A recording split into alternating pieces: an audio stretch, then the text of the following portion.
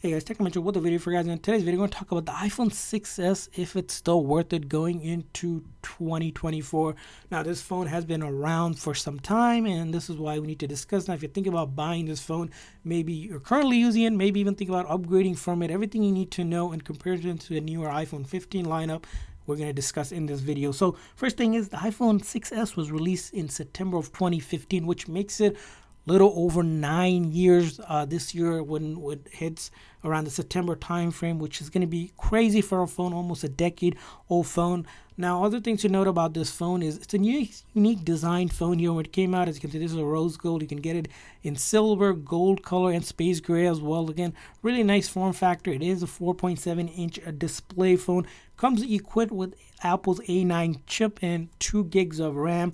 Now, in terms of storage sizes, it comes from 16 gig, 32 gig, 100, and then 64 gig, 128 gig, which now on the iPhone 15, 128 gig is the minimum you can get. But at the time, the maximum you can get on this phone was around 128 gig. Now, other thing to talk about, it's probably the battery of this phone. So the battery size on this one, if it's at 100%, you're going to get around 1715 mAh, which gives you around 11 hours of video playback. But if the battery has been used, you're probably going to get 6-7 hours, maybe 8 hours if you're lucky. Now, if you compare it with the new iPhone 15, which gives you almost close to 20 hours, you're getting half, a little less than half on this phone. So again, battery in comparison to a new phone, it's kind of hard to compare, and you probably don't want to compare it with it.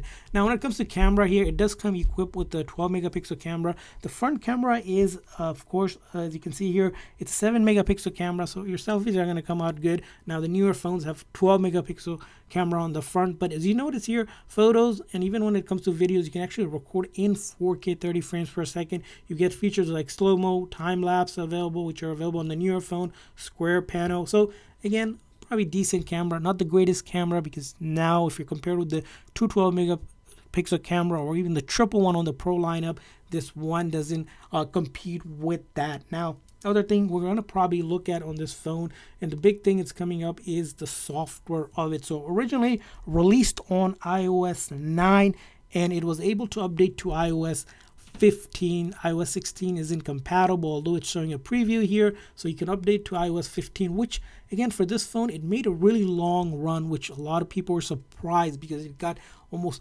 6 up close to 7 generation of major update, which you don't see nowadays on the newer phone. Usually they get around 5 years of major updates. So Apple really shocked everyone, and it got iOS 15. Now, iOS 15, Apple still does send out some bug fixes. So if you go on a software update, you'll see here and there they'll send out some update for it. Now, we're on iOS 17, which means this is 2 iOS's older, and later this year iOS 18 is going to come out.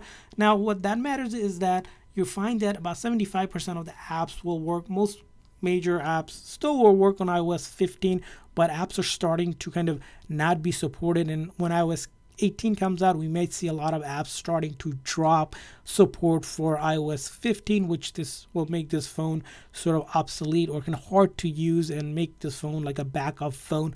Now, when it comes to light gaming, it's probably the best you can get on this. You can do heavy gaming. Streaming, again, that 4.7 inch isn't going to be the great. If you want streaming, you probably want a bigger one, but it will do that. Now, it will do the basic stuff pretty well, which most iPhone does. If it comes to basic texting and calling, you'll be able to do it. Even light browsing shouldn't have any issues with this phone. So going into the pros and the cons of this phone, the pros is it's really cheap. You can probably get this phone under $50, which you're probably going to pre-owned, which you can get it on Amazon, which I'll leave some link in the description section.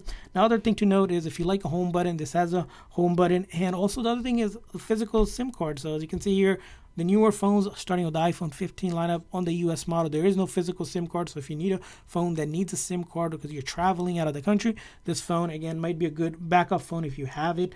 Now, the cons of it is that it's starting to slow down because of its age. Apps are not being supported. It doesn't have 5G, which is the standard on most networks now. Now, the battery life isn't great. The camera lacks some of the pro features of it. So in our conclusion of it, the iPhone 6s in 2024, is it worth it? If you currently have it, don't plan on spending any money. It'll probably get you by to do the basic stuff and a little bit more. But if you're thinking of buying a new phone or upgrading it from it, consider an iPhone 11 or 12 or later, because of course you want something that's supported for another this year and another year or so. So that's where the iPhone 11 recommendation come out from. And finally, in the verdict for the 6S, is it worth it or not? Again, like I said, it's a backup phone that at best for it, but not something that you should consider buying in 2024.